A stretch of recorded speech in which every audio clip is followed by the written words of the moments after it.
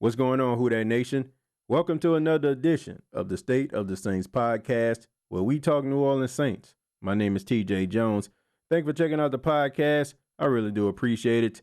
Before I get started, I want to let you know you can check out facebook.com, search the State of the Saints podcast.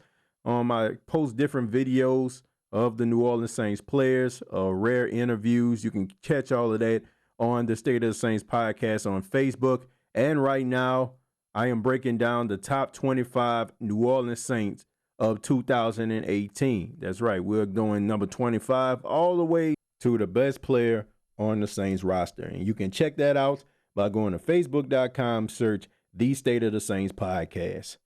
Well, now it's time to talk about some Saints news. Tyeler Davidson, the defensive tackle of the New Orleans Saints on last year, he has found a new home.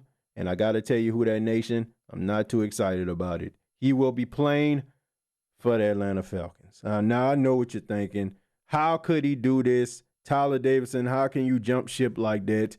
But at the end of the day, it's a business.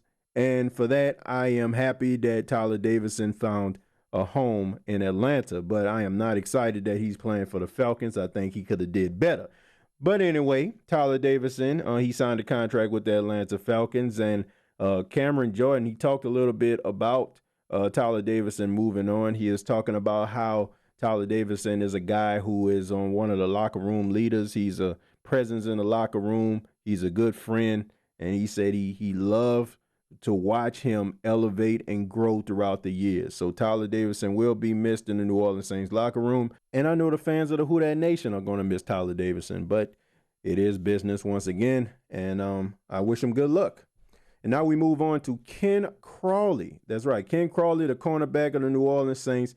He is expected to sign the restricted free agent tender that the New Orleans Saints have for him. Now, by signing this, Ken Crawley is expected to get $2.2 million. $2.2 million of them things.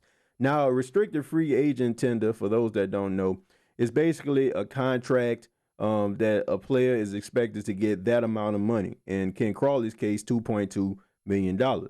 Now, if a team comes along and wants to pay Ken Crawley a little bit more, they can actually buy the rights from Ken Crawley. And the Saints have an opportunity to match that offer of the team. For example, if the Jacksonville Jaguars try to sign Ken Crawley and they say they want to give him $2.4 million, all the rights of Ken Crawley will go to the Jacksonville Jaguars, and the Saints have an opportunity to say, hey, you can have the rights. We don't care, or we like this player, and we're going to get him back here. So that's how the restricted free agent tender goes. But one thing I can say about Ken Crawley, last year, he played like hot garbage. I mean, this man was getting beat like a Persian rug, getting smoked like brisket. I mean, it got so bad that the Saints had to go out there and require the services of former New York Giant, now New Orleans Saint, Eli Apple. Man, it was terrible. I mean, this man was getting beat really bad, and I don't know what happened. Usually players, 1 year, if they step up, you start to see the lights start to come on for them, and they start to get a little bit better. Ken Crawley's case, he is one of those guys, in my opinion, and this is just my opinion, it seemed like he just got happy with the fact that he's going to be a starter. And I think that he probably thought, I'm the starting cornerback of the Saints. Going into the next year, I'm going to be the starter of the Saints for the foreseeable future. But it don't work like that, man. You got to continuously update your resume. Man, you can't just be okay. The Saints made it to the divisional round of playoffs and it wasn't my fault we lost. Man, you can't be like that. You got to go out there and you got to constantly grind. One person that I respect on the New Orleans Saints team, and I respect the glow up and the blow up, is Mike Thomas, man. Mike Thomas has elevated his play each and every year he's been with the New Orleans Saints.